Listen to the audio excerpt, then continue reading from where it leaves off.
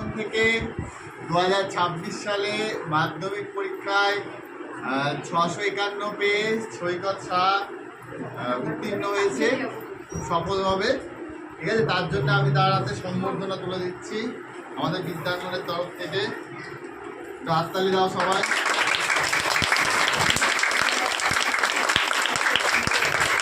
আর এক ছাত্র মাধ্যমিকে খুব ভালো নাম্বার পেয়ে ফার্স্ট ডিভিশন পেয়ে উত্তীর্ণ হয়েছে প্রীতম চন্দ্র।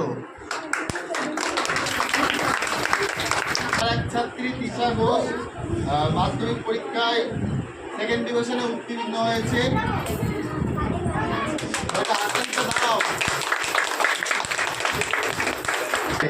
আর এক ছাত্র গৌরাঙ্গ সাঁতরা সে আসতে পারেনি আজকে, তো তার হয়ে তার বোন নন্দিনী সাঁতরা তার এই সম্বর্ধনাটা দিচ্ছে।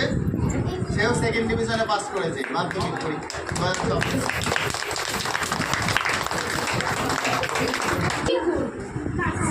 আচ্ছা, আমাদের আরো অনেক ছাত্রছাত্রী আছে যারা এখনো পর্যন্ত উপস্থিত হতে পারেনি বিভিন্ন কারণে। ঠিক আছে, তাদের আমি পরে সম্বর্ধনা তুলে দেবো, তাদের প্রত্যেককে সম্বর্ধনা আমি পরে তুলে দেবো। ঠিক আছে।